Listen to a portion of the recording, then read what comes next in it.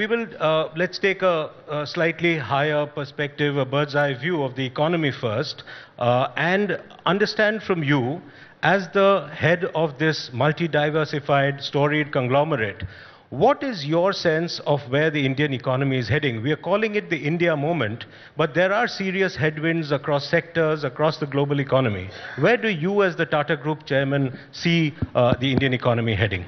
See, if you look at the global macros, and there are enough headwinds, and every economist has a negative view, whether it is the US market from inflation perspective, or UK, which is facing one of the highest levels of inflation. Europe has its own problems due to energy because of the Russia-Ukraine war. And the US-China standoff has its own implications for all economies. So there is a lot of negative view or too much caution. I am not an economist, I cannot really either talk for it or talk against it. But if you really look at our portfolio, where we operate across sectors from steel, auto, power, to all the way to consumer, there is a very, very strong demand. We have just consolidated the numbers for the financial year. We still have not declared the results for all the listed companies. So we have the analyst estimates for some of them, and listed companies, some of them have declared results. I'll say that the group on our base will grow more than 20% year on year. And we take out international revenues. Take a TCS or a Jaguar Land Rover and these kind of companies out. Purely see the domestic market, the growth is even higher. And we don't see a slowdown in consumer businesses. In fact, we see demand in tier 3, tier 4 towns for both discretionary and non-discretionary items higher than tier 1 cities. So we are not able to reconcile the commentary to what's happening on the ground. So from our point of view, we are going to be focused on growth, but we'll have to keep an eye on the developments that are happening. So I am actually an India bull. Are there particular sectors, Chandra, where you are seeing some kinds of stress building up, and therefore, because you have a diversified portfolio, so it's slightly easier for you, maybe not really easy, but it's possible for you to sort of focus on some and look at the other stress No, I sectors. think it's very secular, well distributed. I think Narendran is here. The only sector where we have had a issue on the price is steel from last year to this year, because of last year it was one of the outlier year. But otherwise, I think the growth has been pretty secular across the board. B2B companies, infrastructure companies, or consumer companies. So I think it's been we are watching it. We have to be very careful because of all the things that are going on in geopolitics.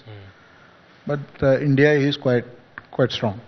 Do you think there is talking of the global economy, do you think there is a tendency now with the entire geopolitical and the global economic situation of companies looking more inward? Does that sort of create a new set of challenges for a global organization like yours?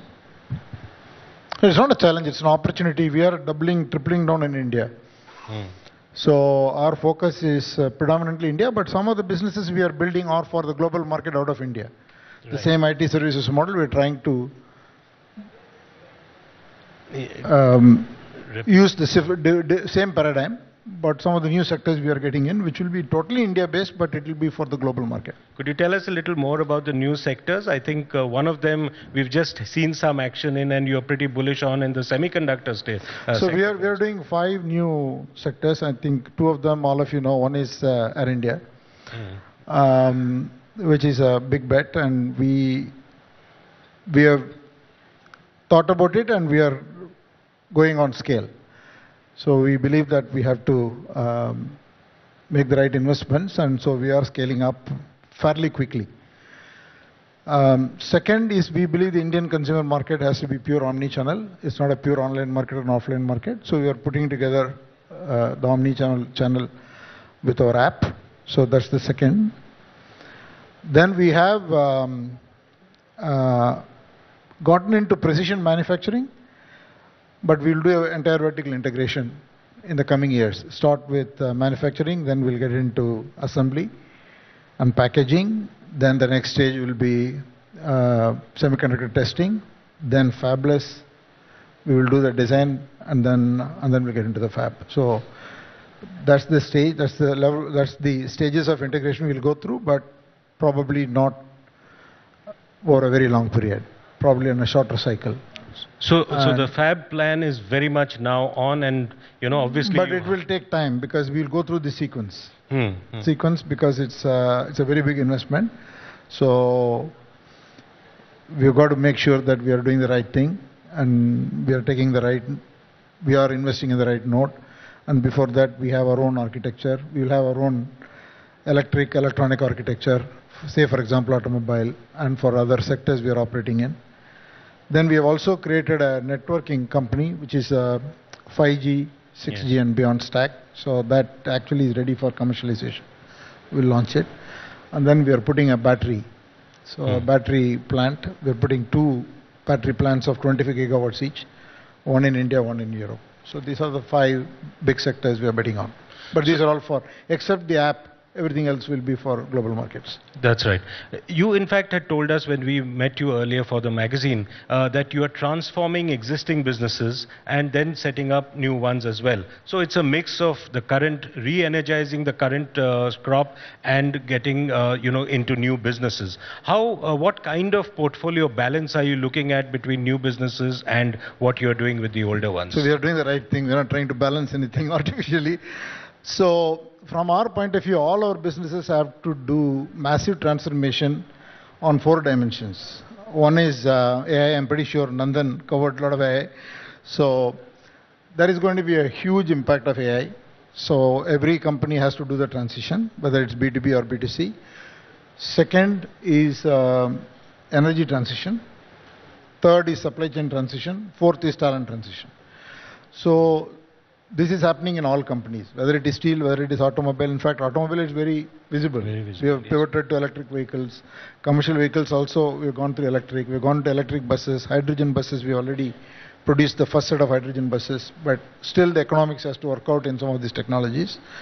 Similarly, in power, we are going through a massive transformation. We have pivoted towards renewable. I think by 25, our renewable capacity will be higher than our coal capacity. And by 27, 28, probably our renewable capacity will double the coal capacity. So 65, 70% will be renewable. So we are doing that. We are investing in carbon capture, in chemicals, for example. And then talent is we are predominantly an inbred company. I think Tata Group has a lot of people who serve the group for a very long time. So that's our strength. But at the same time, we need to inject talent and also train our people on new technologies, because AI will be a disruptor. I think we can talk about ChatGPT for all day, but it will be a disruptor, and it is real. It's going to change the productivity equation by an order of magnitude. It has implications on jobs. It has got implications on skills that are required for the future. It has got a huge regulatory issue, because already different governments have started reacting differently, which we have got to take the lead to come out with some kind of a regulatory framework where there is not too much of a difference between, because it's a global world, as much as the geopolitics is making it out to be difficult, but still we are a connected world. So Absolutely. AI has lots of implications. So all of these four are the transformations all our companies are going through, B2B, B2C companies. Let's take a step back a bit, Chandra, and talk about when you actually took over. I'm sure you've spoken about it many times, including to us, but it's important to understand your journey in Chandra 1.0 and now Chandra 2.0 in There your is no second term. 1.0, there is 2.0. In your second term, and you've spoken very, elaborately on your 3S, strategy. Can you just tell us what were your initial thoughts? I mean, this group, you are very, very talent, like you said. You are from the Tata Group. You're career Tata person, but you are from one company, and then you had to take charge amid turbulent times. And why I ask this question is because it's also a leadership conclave. So we want to know from you, what were your initial thoughts when you came on, given the fact that many of these guys were your colleagues and they are highly talented people? See, I think let's not forget that this group has a phenomenal history. And the biggest strength of the group is the brand, the longevity. People who have been with the group for long years, and the group has been led by some personalities who are legends, whether it is Jayant Tata, Jadi Tata, Ratan Tata, they're all big legends. So the group has so many things which are the core strengths of the group, the value system, and a lot of processes. But the issue is, when you run such a diverse group for so long, complexity sets in. So on the one hand, we had all the positives, on the other hand, a lot of complexity. And sometimes when you take decisions at a particular point in time, it makes sense. In hindsight, that decision may not be the right decision. When you run such a large group and take decisions, these things happen. So because of which we had issues in some companies, leverage issues, balance sheet issues. So my priority was first to, I actually call it the three phases. First is strengthening the core. So I coined this 3S strategy, but basic idea was, how do you get the group fit? Balance sheet fit in all companies. Then how do you simplify the structures? Simplify the businesses a particular company is involved in, and the markets in which they are focused on, number of subsidiaries we have, levels of management we have. So simplification in every dimension. And then we have so many businesses, there is a lot of synergy between businesses. We couldn't have launched an electric vehicle. We launched it in 6 months' time. Because when I first, 6 months' time. I mean, it was just remarkable. Because Tata Motors, when I called them, they said, boss, this is not IT business, it takes 3 years minimum to build a car. But then we called the expertise of 5 companies. And then we had a brainstorming session, they were able to produce a car. And you set up a multi-diversified team. Yes. And we put together the consumer business between Tata Tea and food business. And that has made a huge impact on the business. So there's a lot of synergy initiatives. I'm not going to go through all of that. We put our defense businesses together. So there were across the group, when you started looking, there was so much opportunity. Still there are so many more opportunities. So we'll have to drive that. And then we basically worked with the companies to say, either we have to do things which have scale, or we shouldn't do it. Because on our scale, we shouldn't be doing things which we cannot make an impact. So we had to cut down some businesses. So when it's not shutting down a company, but within each company, there were things that they were doing which we had to shut down. Markets we had to close. And we would have closed, I don't know, 250, 200, 300 entities in the last few years. So, and all of that has produced results. Now we have every company is on the growth agenda, and they're doing that growth along with the transformation.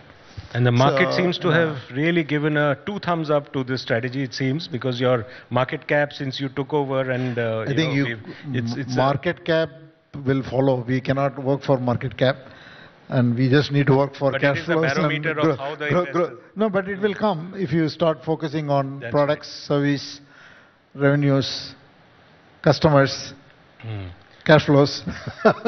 Then the market cap comes. Was it difficult or initially a challenge to get all the your colleagues, the top level management? No, I have received a lot of support. I mean, as I said, we have very strong set of people across the group, and they have been nothing but raring to go. So we received a phenomenal support across the group. That was not a problem. But Chandra, over the last few years, particularly over the recent past, we've seen the Tata Group almost, focus on more consumer-facing rather than, there is a touch point to all businesses, even legacy businesses. But I'm saying a more new-age businesses, if I may call it that, other than what you just mentioned. For instance, the Tata New app. For instance, the acquisition of, companies under Tata Digital. Is there a broader strategy of sort of getting more consumer-focused? Or how is that being viewed? So we are not exiting enterprise businesses, B2B businesses, but I truly believe in Indian consumption story. It is the biggest story for the next 40-50 years anywhere in the world. So sitting here, if we miss this opportunity, it will be a mistake. And we have so many brands. We are in everything. We are into jewelry, we are into watches, we are into grocery, we are into electronics, apparel.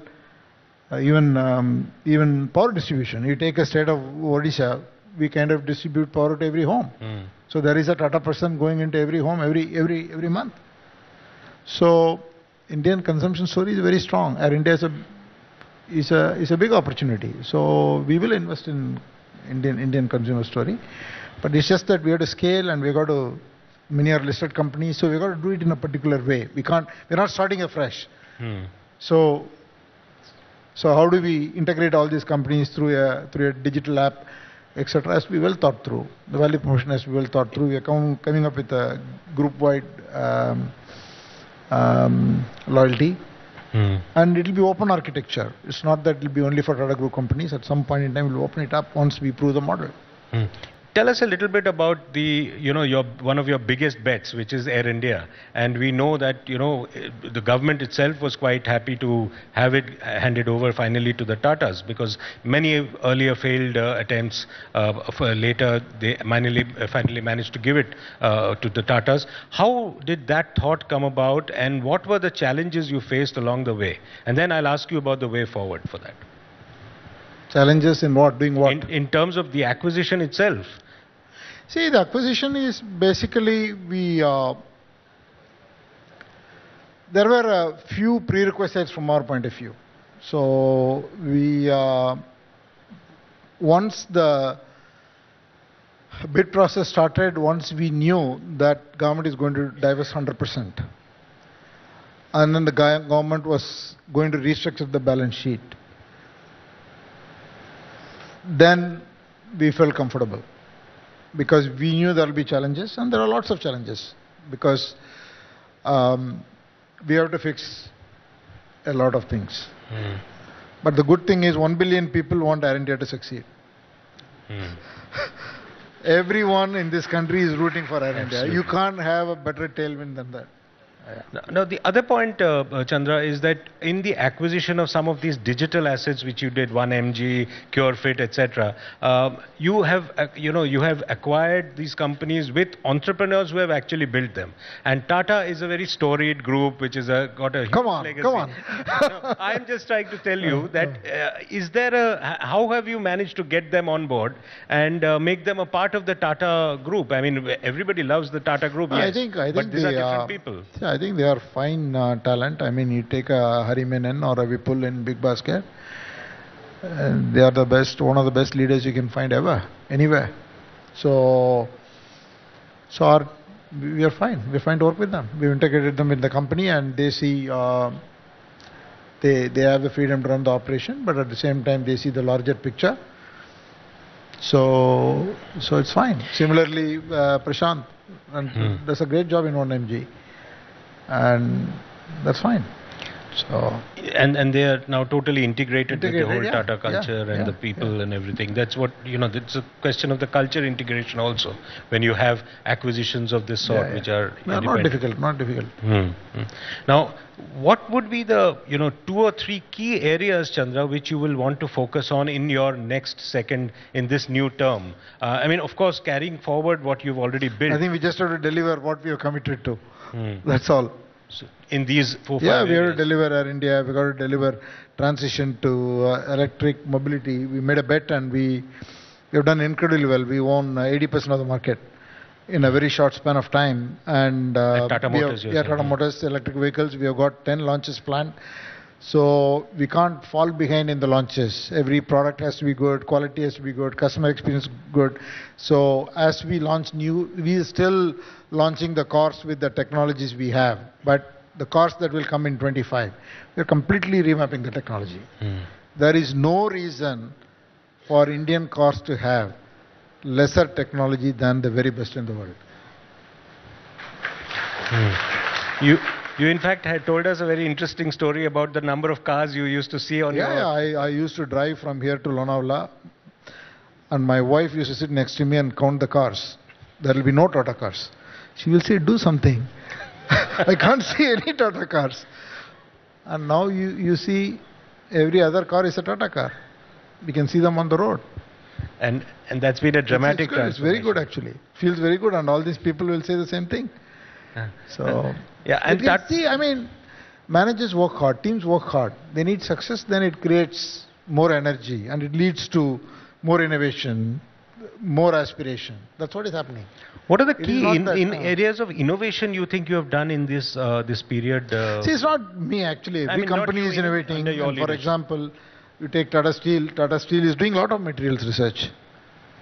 So they know the next best thing is just not sticking to producing more flat products and more long products. So we are looking at innovation not only in terms of steel, and also the steel making. We are trying to see whether we can cut down 1 or 2 steps in the whole steel making process. And also we're looking at new materials, composites. So material is going to be a big thing. So in fact, we have to really invest more in materials research. So we are going to set up something on that. Similarly, in electric vehicles, while we'll start with lithium-ion batteries, we are working with a lot of startups now, because we don't know when it will get disrupted. There will be sodium, there will be aluminum. There are people working on solid state. So one is we have got to innovate. The second thing is our adaptation and agility should be faster. We can't say we'll take 4 years, 3 years. It doesn't work. So how can we do things faster? Even if you want to fail, you try and fail. So we have set up a huge R&D in Tata Consumer now. They didn't have a product pipeline at all, because they were primarily a tea company. Now, yesterday we had a board meeting. Sunil told me that, now we have choices. I don't have to launch every product that we are researching. And we will show you, and then some products we can discard, because we have created a huge pipeline.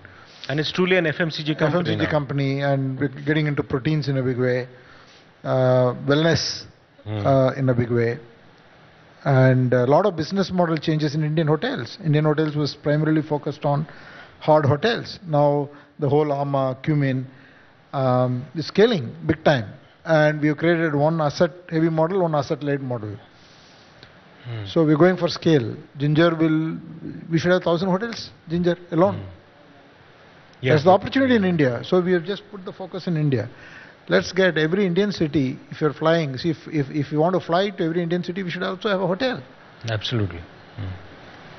So and clearly a big bet on India. We are working together. We are working together. For example, Tata Power puts the charging stations based on the requirement of Tata Motors. And hotels and airline are talking. So it's a lot of things to do. And like you said, synergy as well. Yeah. Lots to do, and but each business has to take the call, and everybody has to see the return. One thing I hear you say often, Chandra, is fall forward. That's a favorite phrase of yours. Do not be afraid to fall forward. Could you elaborate on that and how you sort of energize See, I think, the team? it's such a dynamic world, so many things changing. If you are just so much risk averse, then you just have to sit. If you don't sit, there is no accident. If you only sit, there is no accident. But you got to try things. You can't, in a complex world, you can't have complete clarity on everything. So you need to be directionally correct, and then you have to move. Then you fall, then you get up and move. And that's the only way to navigate. Otherwise, you are not trying anything. Everywhere you are looking for the lost decimal point in a spreadsheet. Doesn't work. Any instances where any of your companies have fallen forward and you've sort of helped it get up? And Every company. I mean, the bet on EV. I mean, they're not used to, I don't want to tell numbers, they're not used to being said that, okay, you ask X, no, we'll give you 5X. What can you do? That's right. Okay. So, we just tried. And it clicked. If it didn't click, it didn't click. Then we had to move on. But similarly, I feel, while we are talking about solar, wind and hydrogen, I think India has to get into SMR. Small modular reactors. And we have to try. Because our energy sources are not going to be enough. And there is no certainty on every technology that we are looking today will deliver what we expect it will deliver. True. I don't want to be very specific. So we need to be betting on these technologies. So and in some of those bets may fail. I'm telling you, definitely at least we will need another 5, 6 new energy. See, the fundamental problem for the world is cost of power. For everything else can be solved. True. Why is the cost of hydrogen very high? Because the cost of power is very high, cost of green power is very high. So unless or otherwise we solve that problem, we are not going to be able to, not India, globally, we are not going to be able to solve all the problems. So we need to try. We definitely need to try. Whether it is AI, whether it is energy, whether it is materials, we need to be working on many things and we need to be launching pilots. One of the things you also said, and we've laughed about it earlier, is tension nahi lene ka, gyan nahi dene ka. This has become a big buzzword and a Chandra quotable quote. Explain to us, because this was in response to a question asked by none other than actor Ranveer Singh at a function where he wanted advice on why Indian Bollywood movies were failing and the South Indian movies were doing so well. So he said, what do I do? And Chandra responded saying, tension nahi lene ka, gyan nahi dene ka. I don't know much about movies, but this is what I follow. So what is nothing to elaborate. See, the world is very complex. Just because you are doing well somewhere, it doesn't mean that you are good at everything. So it is better to stay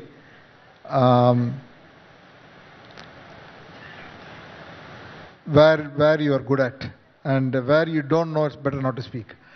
So what do I know about movies to give advice to Bollywood stars? So, but this is as broad an advice as it can get, and you can use it in multiple. I really think so. I think life is complex. Life is beautiful, and there are so many things to do. And you shouldn't be wasting time because you are very tensed. If you are tensed, nothing comes out of being tensed. You don't think clearly, you just spoil your health and you waste your time. So I fundamentally don't believe that anything that happens is worth taking tension. So I don't know, naturally I don't get tensed. I'm quite easy with myself, and that's where I am. And what are the learnings from your marathon which you use in your business life? many things. I think my colleagues will tell you that I refer to marathon examples all the time. I think it teaches you a lot of things. One is I have become at least a better listener, more patient, able to take long-term calls, able to think of goals which you don't see. You call it aspiration or whatever. And then the importance of training. So I think there's a famous marathon quote, I would say,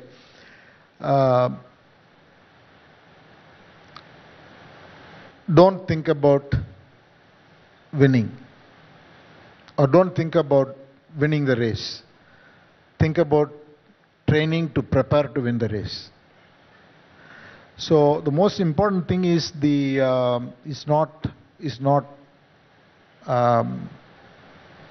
outcome. It is the process and the journey that you go through in preparing towards the desired outcome. You may get the outcome, you may not get the outcome. If you don't get it this time, next time you'll get it. But that journey is beautiful. So we shouldn't lose it. So marathon has continues to influence me a lot. Continues to influence me a lot every day. And since you started off your career, Chandra, and now, what are the key changes you see for a CEO when it was, a CEO at that time and a CEO now? What are the 4 or 5 key changes you see before you in the Indian context? I think CEO job is difficult. Let's be, whether it's a small company or a big company, CEO's job is difficult because the buck stops there. And they get a lot of advice, but they still have to take the call. So it is a difficult job to start with, but the only way to be successful is surround yourself with people, have a good team, and have openness in your mind to be able to debate, to be able to empower people. And those are things that are very, very important. Otherwise, I think there's no... I don't want to particularly say, there are so many things you can say, like today the technology is moving fast, the geopolitics is a much more complex world. I think the world has been complex always. So I don't agree that today it's more complex. Was World War II not complex? World War I not complex? 1850s, so many countries are fighting. So world has always been complex. It's just not that, but it's a connected world now. Now the cycle time is very short. Before you convey a decision, Twitter goes bang, bang, bang. So there are different points in time, there are different challenges, but different advantages. How do you react to criticism, Chandra? Because you get a lot of advice, you said a lot of it is critical. I think it's okay. Now I take it, either it's okay. It's like a filter. You have to listen to everything, and you know what is good you take, what is not good, you don't have to respond. So I don't think we need to have the urge to respond to everything. So it's I remember you told us that you had, when you did the merger with Tata Global Beverages and Tata Consumer Products, then somebody wrote to you. Yeah, somebody wrote to me, what are you doing? Come on, you shouldn't be doing this. It's a big mistake. And the same person wrote back to you. Same person wrote back to me a beautiful letter. Very nice of him. Very, very gracious of him. Wrote me a beautiful letter, or a first time letter, this time message, that how it has worked out so wonderfully. And that's been one of the key transformative changes you have undertaken, whether it's at Tata. See, you have to listen to all the views, but finally you have to take the call. See, when you have conflicting views, you have to take a call. And there, data matters, hunch matters. For me, hunch matters. I won't go, I will think 100 times before going against data, but for me, hunch matters. So you do have, depend on that. I will. That sixth sense, that hunch. Yes. In addition to data. Data, of course, but so you get a feeling whether. Otherwise, you can't take big decisions. Was that also? People will tell you, why are you putting into airlines? They would have exactly. So many people will say, why are you getting into airlines? But I really think that it is there is a strong business case and there is a strong heritage for the group, and also there is an India thing. India deserves Air India to be a world-class airline.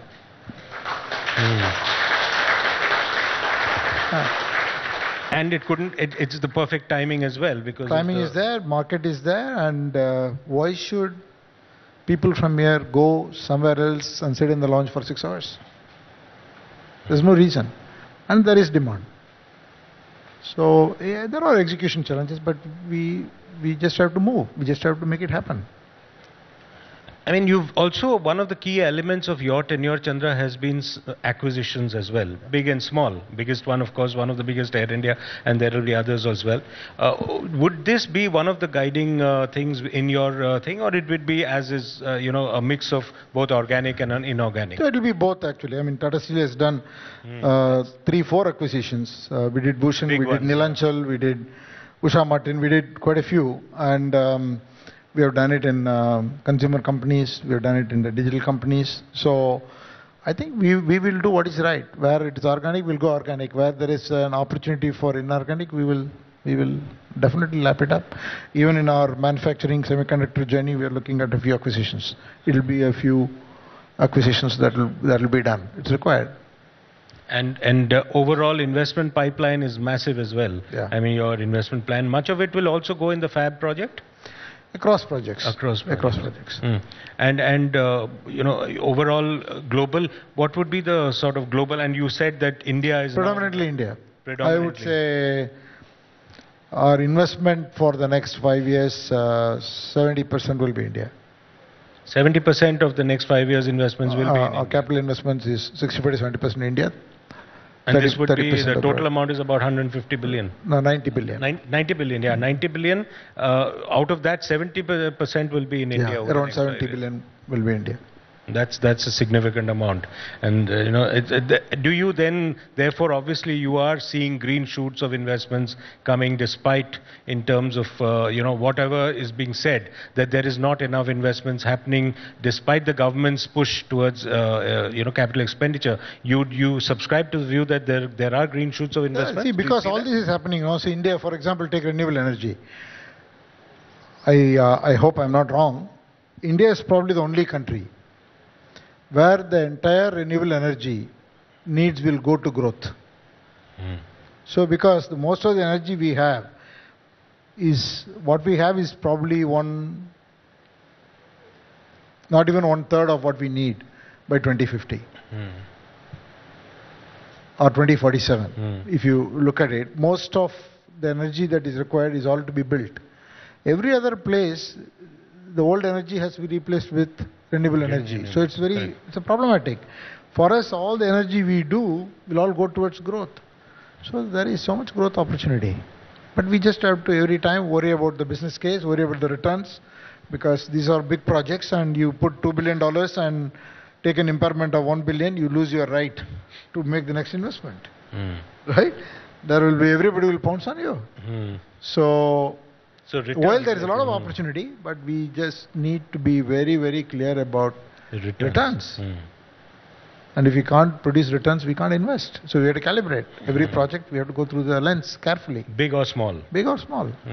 In fact, I feel it's better to do bigger projects than small projects. I get worried when somebody asks for smaller projects. What is it now, Chandra, having achieved a lot of it, that keeps you sort of, awake at night in terms of, I must do this, otherwise my entire game plan will not... No, I don't get worked up, boss. I don't get worked up, but I think there's a lot to do, and I keep definitely... I wouldn't say worry, I keep thinking about the things to do. Some places we can move faster, we are not moving faster. I know some... For instance? It vary from situation to situation, so I don't want to give company examples. Some places we can be more sharper. So I do know that across companies. But then that's the nature of business. Sometimes it's because we don't have the right team. Sometimes it's because people are preoccupied with something else. So those things will happen. So at the end of the day, those kind of things will always be there. but there is nothing to say. Every company, as I said, is quite strong financially, has a growth agenda, and producing excellent results. I think they all have the next few years worked out. So it's a pleasure to see each of them doing what they are doing. And so I can only play a supportive role, be a sounding board, and challenge them in the right way, support them when they need. So it's fun. You talked about stepping into the shoes of some of the really legendary predecessors before you. How often do you sort of exchange notes with Mr. Tata, and what does he tell you? He must be very happy with your performance. So that you should ask him. I think he's a very fine person, extremely graceful and gracious. So I don't have a cadence, but I do meet him. Sometimes I reach out, sometimes he reaches out, and we exchange notes, but not anything formal. I think he has been a phenomenal source of strength, and he'll only talk encouragingly. So when I went to him with Air India, he said, let's do it. So not too many questions about have you thought through how much money you'll spend. No, I think so. He's been very supportive. That was anyway something which... He's very supportive, yes. generally, yeah. What would your advice be, Chandra? We are talking to CEOs. This is an audience full of CEOs, entrepreneurs across the country are listening to you. What would be your 2 or 3 key pieces of advice to CEOs and entrepreneurs in these times? So I don't have any advice. I'll only say that there are tremendous opportunities. I think whether you're talking Indian business or global business, because whether it is in AI world or energy transition world or the supply chain world, all these are opportunities across sectors. And also innovation, even materials, food, the intersection between technology and biology. I mean, you can take any vector. The opportunity is just tremendous. So I would only say that people should continue to be bold, but they have to have discipline. They have to have discipline, and it does take time to build a good business. They need patience also. They need patience, and I call it inspiration with rigor. Just inspiration doesn't do it. Just talking about rigor all the time doesn't do it. You need the combination. You need the aspiration, inspiration, but you need the rigor in discipline. And then they've got to look at all these opportunities, AI, whether it is all the areas I talked about. What can I say? And of course, cash flows, as you said, and returns. Part of discipline is everything. I'm not. So I don't want to say only the cash flows, but I just say that it depends on the business. What is the value proposition? So you need to crack the value proposition. If you don't have a good customer value proposition, what is the problem you're trying to solve? Yeah, and why should the customer buy from you? You have to be sharp in customer value proposition. You have to be sharp in customer experience. And when you don't achieve that, you've got to work on it. It takes time. Perfection doesn't happen overnight. And these areas in which, so you can have some sloppiness somewhere in the back end, but not in the front end. You can have kludge solutions sometimes in the back end, but not in the front end. Front end has to be, the experience has to be what the customer deserves. So it's not about cash flow. Cash flows will come, but the customer experience and the customer satisfaction. Satisfaction, product. What is it that you're offering? Yeah. Priceless pieces of advice from the man himself, N. Chandrasekaran. Ladies and gentlemen, a very, very big hand. A fabulous session indeed.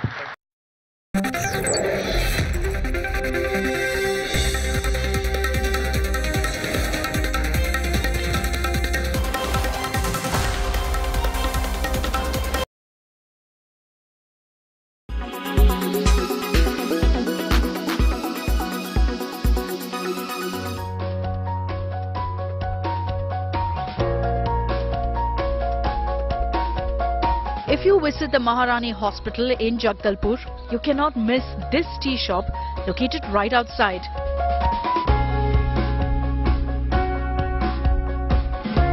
Plastered with social messages, the shop funds medicine worth 1,500 rupees every month for the needy.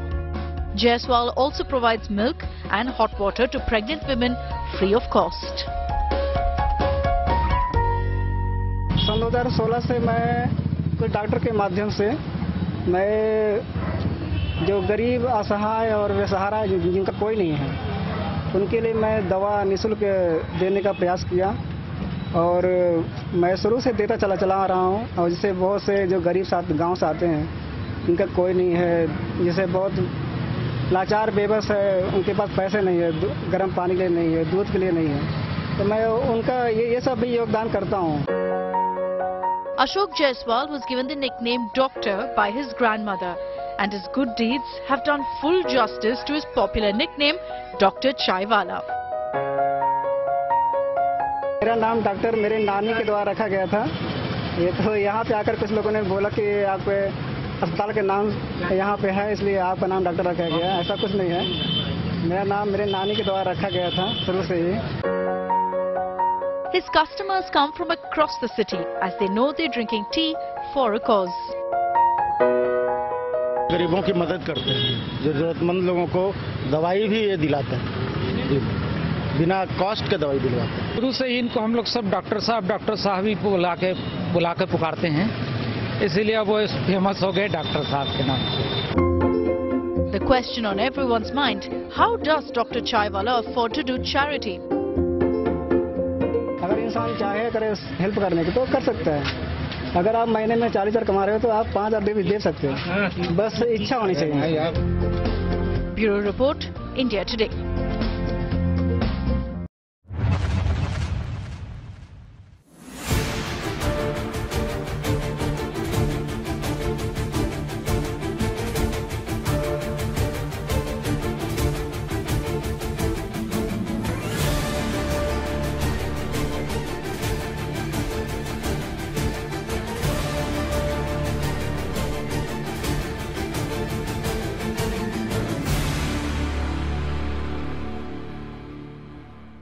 Air quality today. In Delhi, 151. In Mumbai, 66. In Kolkata, 120. In Bangalore, 63. In Chennai, 71. In Hyderabad, 87.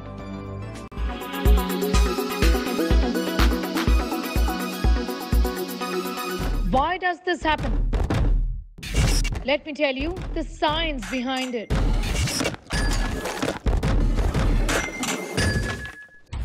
For more informative videos like this, keep watching India Today News Mo. Make your media plan smarter with India Today Live TV on your connected devices. Amplify your brand with 100 million smart internet viewers. To advertise, mail us at sales@aajtak.com.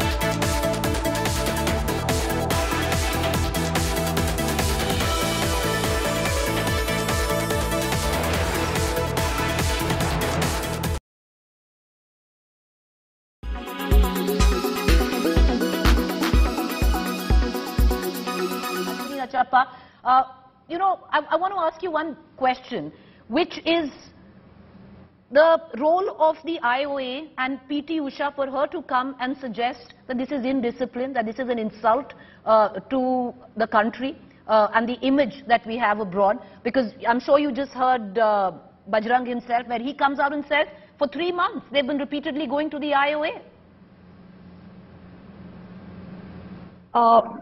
It's very, very unfortunate to hear Usha's statement. Something such a serious allegation, 3 months on, nothing has happened. these are high-profile athletes, and nobody in the right sense would want them to be, sitting and going through these protests. I mean, somebody needs to reach out, needs to hear them, and actually take them into confidence. At the moment, they've lost confidence in everybody. And I think what has happened is there is a deafening silence from IOA. There's a deafening silence from the committees. No report has been made public. Why isn't the FIR being filed? We know that they're fighting against very, very powerful person, and the men around them. So it's a lot of pressure, and these children are just sitting there. I met Vignesh a few months back, just at a function in Mumbai, where for the very first time I had an interaction. And the moment you speak about it, they talk, she had tears in her eyes. So something definitely has happened. There is no other reason for them to be out for 3 months going on with no outcomes.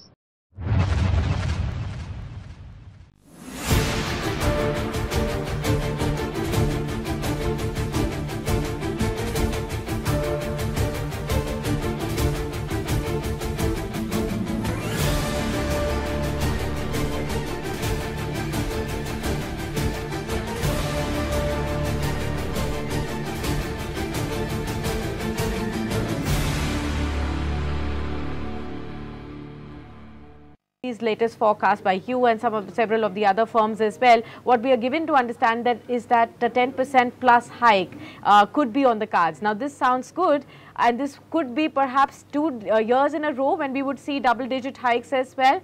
I wanted to understand from you that despite the global economic uncertainties, the talk about slowdown, what is really giving the confidence of giving out double-digit hikes to India Inc. and majority of the companies here?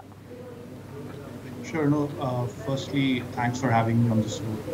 Thanks for having me on the show, Sakshi. So it's a real pleasure for me.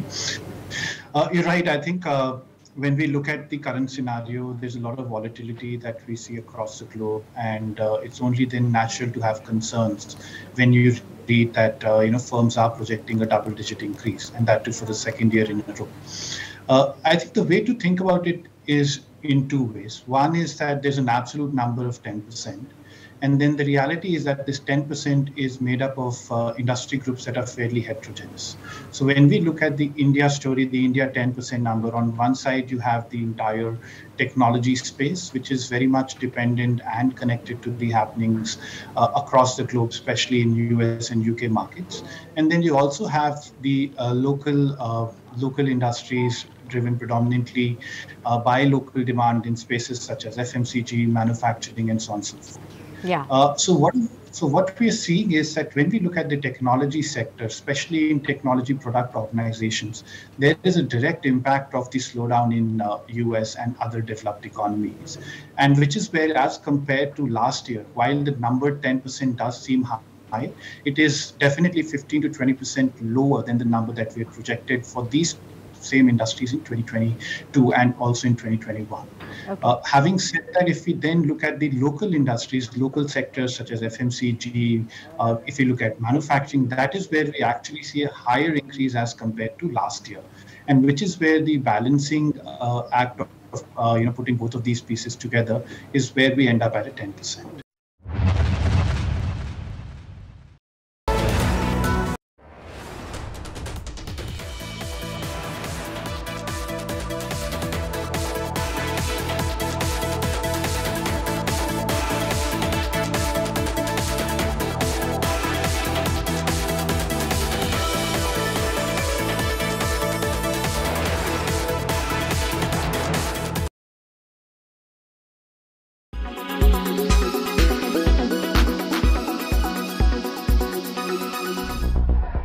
Arson,